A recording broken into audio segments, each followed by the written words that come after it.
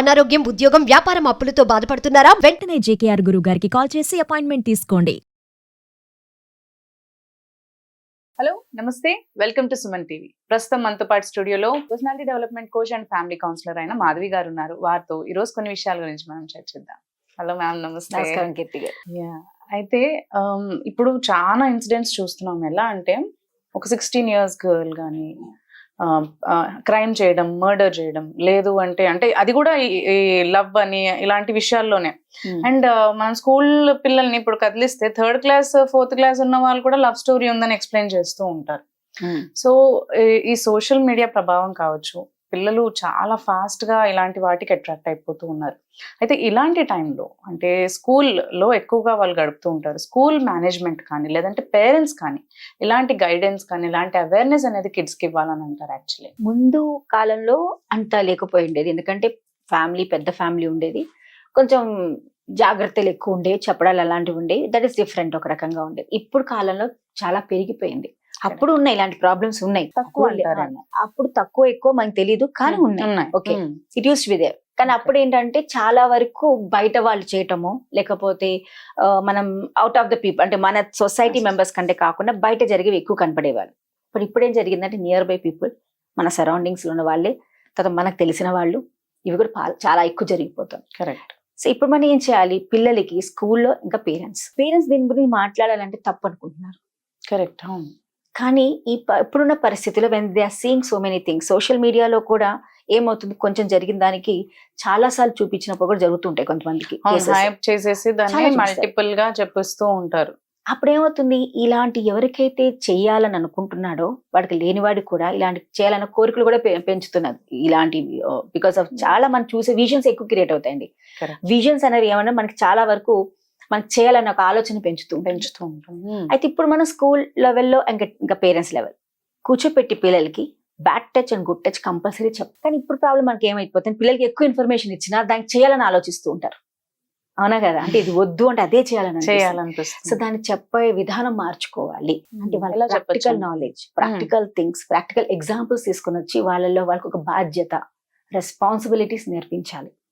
When they learn anything with responsibility వాళ్ళు చెయ్యరు. అంటే మనం చెప్తే వాళ్ళు చేయరు, కానీ చెప్పేటప్పుడు దాని తగ్గట్టుగా ఎలాంటి రెస్పాన్సిబిలిటీ వాళ్ళు తీసుకోవాలి, ఈ పనులు చేసి దానికి ఫలితం ఏమొస్తుంది అన్న ఎగ్జాంపులర్ గా వాళ్ళని తీసుకెళ్తే వాళ్ళని మార్చచ్చు. కాబట్టి ఇప్పుడు స్కూల్ టీచర్స్ కూడా, స్కూల్ ఎన్విరాన్మెంట్ కూడా ఒక సబ్జెక్ట్ దీన్ని ఇన్వాల్వ్ చేసుకుంటే to tell them what are the things happens. అంటే చాలా వరకు టీచర్స్ మాట్లాడేటప్పుడు సబ్జెక్ట్ నాలెడ్జ్ చెప్తూ ఉంటారు. Correct. But they not talk about the skills, inside skills. పిల్లల్లోకి ఎలా ఉండాలి, వాళ్ళు ఎలా ఎదగాలి, బయట సొసైటీతో వాళ్ళు ఎలా మూవ్ అవ్వాలి, వాళ్ళ బాడీ లాంగ్వేజ్ ఎలా ఉంటుంది, వాళ్ళు చూసే చూపులు ఎలా ఉంటాయి, వీళ్ళు ఎలా అర్థం చేసుకోవాలి, వాళ్ళకి ఏదైనా బాధ అనిపిస్తే, తప్పుగా అనిపిస్తే ఎవరికి వాళ్ళు చెప్పాలి. ఇదంతా వాళ్ళు చెప్పినప్పుడు పేరెంట్స్ కూడా అర్థం చేసుకోవడానికి ముందుకు రావాలి. కానీ చాలా వరకు సొసైటీలో ఒక పిల్లల దగ్గర అబ్బాయి ఏంటి అమ్మాయిలు ఏంటి, ఈ మధ్య ఇద్దరితోగా తప్పులు జరుగుతున్నాయి. కరెక్ట్. మనం ఎవరు సేఫ్ లేరు. ఇప్పుడు నేను రీసెంట్లీ చాలా షోస్ చూస్తూ ఉంటాం, చూసినప్పుడు అలా అబ్బాయిలతో కూడా అవి జరుగుతున్నాయి. స్కూల్లో కూడా లెక్చరర్స్ వీళ్ళందరూ అబ్బాయిలు, మేల్ బాయ్ కిడ్ ఉంటారు కదా, వాళ్ళ మీద కూడా సెక్షువల్ అబ్యూస్ అనేది చాలా జరుగుతుంది. గర్ల్స్ అనే అనుకోవట్లేదు, మీరు అన్నట్టు గర్ల్స్ సేఫ్ కాదు, బాయ్స్ కి కూడా అసలు సేఫ్టీ లేదు. ఇద్దరికి సేఫ్టీ లేదు. అంటే ఒకప్పుడు అమ్మాయిలు, ఇప్పుడు ఇది ప్రాబ్లం ఇద్దరికి జరిగిపోతుంది. Correct. So main thing is why to, ఈ పిల్లలకి ఎందుకు జరుగుతుంది అని మనం ఒకసారి ఆలోచిస్తే, సర్వే చేస్తే పిల్లల్లో మెయిన్ థింగ్ వాళ్ళకి ఏమి తెలియదు. అంటే దాని తగ్గట్టుగా అవేర్నెస్, నాలెడ్జ్ ఉండదు వాళ్ళకి. ఎలా ఉండాలి, ఎలా చూసుకుంటూ నడవాలి అంటే ఎంత కష్టమో ఆలోచించండి. ఒకప్పుడు కొంచెం ఇంటర్ 10th class పిల్లలకో లేకపోతే డిగ్రీ పిల్లలకి మనం చాలా వరకు చెప్పాల్సి వచ్చేది, జాగ్రత్తగా ఉండమ్మా, వెళ్ళిరామ్మా అనేవాళ్ళు. మనం మామూలుగా అప్పుడు బేసిక్ గా చెప్పేవాళ్ళం, ఎవరితో మాట్లాడద్దు, అబ్బాయిలతో మాట్లాడద్దు, అది ఇదని. ఆ డిఫరెన్సెస్ చెప్పడం కారణం ఏంటంటే అబ్బాయి ఎలా ఉంటాడా, నీకు తెలియని వాళ్ళతో మాట్లాడకమ్మా అని చెప్పేసి పెంచేవాళ్ళు. ఇప్పుడు నీ దగ్గర వాళ్ళతో కూడా జాగ్రత్తగా ఉంటాను పిల్లలకి 4 ఏళ్ళ పిల్లలకి చెప్పాల్సి వస్తే ఎంత కష్టమో ఆలోచించండి. అంటే మనకి ఎంతవరకు ఇవ్వాలి ఇన్ఫర్మేషన్, ఎంతవరకు ఇవ్వకూడదు అన్నది కూడా ఒక మార్జిన్ గా మనం చెప్పడానికి లేదు. కానీ బేసిక్ పేరెంట్స్ మాత్రం ఇంట్లో ఉన్నప్పుడు ఏదైనా చెప్పేటప్పుడు మాత్రం ప్రాక్టికల్ గా కొంచెం వాళ్ళకి అర్థమయ్యేటట్టుగా, ఎందుకంటే పేరెంట్స్ తెలుసు వాళ్ళ పిల్లలు ఎంతవరకు అర్థం చేసుకోగలుగుతారో, ఎంతవరకు చెప్పగలుగుతారు, అంతవరకు చెప్పుకొని as a teachers also, because teachers కూడా చాలా వరకు అర్థమైపోతుంది వాళ్ళ స్టూడెంట్స్, వాళ్ళకి ఎలాంటి పిల్లలకి ఎంతవరకు ఎవరితో ఎలా చెప్పాలో నేర్చుకోవాలి. అందరికి చెప్పాల్సిన అవసరం కాదు. కొంత గ్రూప్ కి ఎలా ప్రాక్టికల్ గా చెప్పాలి, కొంతమందికి ఎలా చెప్తే అర్థమవుతుందో అలా ఏజ్ కన్సిడరేషన్ Age కూడా consider- వాళ్ళకి compulsory. అవేర్నెస్ అనేది ఇవ్వాలి అని కంపల్సరీ ఇవ్వాలి. Go to the subject, don't go in the depth వెళ్ళకండి. Hmm. దానికి ఎంత వరకు వాళ్ళకి ఇస్తే ఓకే వాళ్ళు అర్థం చేసుకుంటారు. చాలా మంది ఇలాంటి అవేర్నెస్ ప్రోగ్రామ్ ఇచ్చాక when we go for awareness programs చాలా మంది పిల్లలు మాకు మళ్ళీ వచ్చి చెప్పడం జరిగింది వాట్ హ్యాపెన్ టు దెమ్, వాళ్ళకి ఎలా జరిగింది. సో వాళ్ళకి కానీ ఒకటి ప్రాబ్లం ఏంటంటే చెప్పేటప్పుడు ఆ టచెస్ గురించి చెప్పేటప్పుడు బాడీ పార్ట్స్ మనం చెప్పేటప్పుడు జాగ్రత్తగా కూడా చెప్పాలి. బికాస్ పిల్లలు కొంచెం కన్ఫ్యూజన్ స్టేజెస్ లో ఉంటారు. కరెక్ట్. కాబట్టి కంపల్సరీ అది అవేర్నెస్ క్రియేట్ చేయాలి. మోస్ట్లీ నండి ఎక్కడైనా జరిగినా ఏం జరిగినా ఈ సోషల్ మీడియాలో పిల్లలు ఎక్కువగా కూడా చూసి మనం చెప్పకపోయినా దాంట్లో కూడా చూసి ప్రయత్నం కూడా జరుగుతుంది. So request children also, parents should restrict them. ఎంతవరకు టీవీ వీడియోస్ చూసుకోవాలి, అంత ఫోన్ మనకి ఎందుకు వాడాలి, అవసరం ఏముందా?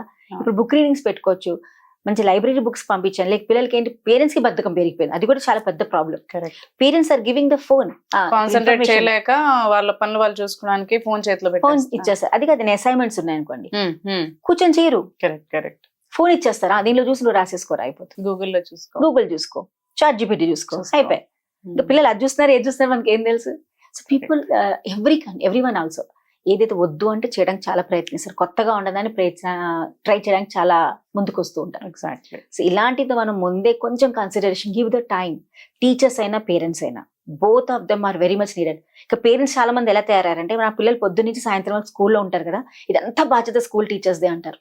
కాదు, ఇద్దరిది సమానమైన బాధ్యత. ఇంట్లో ఉన్నప్పుడు కూడా పిల్లలకి పేరెంట్స్ కూర్చోపెట్టి కొంచెం ఇలాంటి కేసెస్ చెప్పడం, వాళ్ళకి అవేర్నెస్ క్రియేట్ చేయడం, ఎలా ఉండాలో నేర్పించడం, వాళ్ళ పక్కన వాళ్ళని కూడా అబ్జర్వ్ చేయడం చాలా బాగా నేర్పించాలి. వాట్స్ గోయింగ్ ఆన్ అరౌండ్, ఏం జరుగుతుంది compulsory. When you are going to the shop or to mall or any friends ఇంటికి వెళ్తున్నా, నువ్వు ట్యూషన్స్కి వెళ్ళి ఇంటికి వస్తున్నా, నువ్వు చుట్టుపక్కల ఏం జరుగుతుంది, ఎలాంటి వాళ్ళు ఉన్నారు, ఎలా గమనిస్తున్నారో నేను కంపల్సరీ నిన్ను అవేర్ చేసుకోవాల్సి వస్తుంది. ఫ్రెండ్స్ తో వెళ్ళినా ఎవరితో వెళ్ళినా కానీ we have to suspect them. First negative చూసి మళ్ళీ పాజిటివ్ చూడాలేమో, చాలా కష్టం అనిపిస్తుంది. అంటే నెగటివ్ అండ్ పాజిటివ్ కాదు, వెళ్ళేటప్పుడు ఎలాంటి వాళ్ళు, బికాస్ మైండ్ సెట్ అర్థమైపోతుంది. మీ పిల్లలకి అర్థం కాకపోయిండొచ్చు, but as a parents we can understand. So వాళ్ళతో కొంచెం పంపించేటప్పుడు కొంచెం క్వైరీస్ చేసుకొని పంపించి, is it safe or not మీరు ముందే అనుకొని వెళ్తే, ఆ ప్లేసెస్ ఎలాంటి ప్లేసెస్ మనం పంపిస్తున్నాం పిల్లలకి, అది కూడా చాలా చాలా మనకి ఇప్పుడు కేర్ టేకింగ్ అవుతుంది. సో దాన్ని మనం ఎప్పుడైతే ప్రాపర్ గా గైడ్ చేసుకుంటే, పిల్లల్ని గైడ్ చేస్తే ఇలాంటి కొన్ని ప్రాబ్లమ్స్ మనం సాల్వ్ చేసుకోవచ్చు. So there is no age bar, age limits అనేం కాదు. Depending upon the situation what is happening outside, మన పిల్లలకి కొంచెం మెల్లమెల్లగా ఎప్పుడే చెప్తే బెటర్. బికాస్ నేను మా అమ్మాయికి maybe she was in 6th class, I use to tell her, బస్సులో ఎక్కినప్పుడు డ్రైవర్స్ ఎంత మంచి వాళ్ళైనా మాకు తెలియదు, but I use to tell her ఇలా టచ్ చేసిన, అలా ఉన్నా ఇలా ఉన్నా. At that time only I told her. అంతేందుకు ఇప్పుడు మా పాప షీఈ్ 8 years ఓన్లీ, తనకే చెప్పాల్సి వస్తుంది. నైబర్ దగ్గరికి వెళ్ళినప్పుడు నువ్వు పాప వేరే ఫ్రెండ్స్ తో ఆడుకున్నప్పుడు అంకుల్ పిలిస్తే వెళ్ళకమ్మా అని చెప్పాల్సి వస్తుంది. భయం వేస్తుంది, అంకుల్ అయినా ఇచ్చిన ఇలా తీసుకో.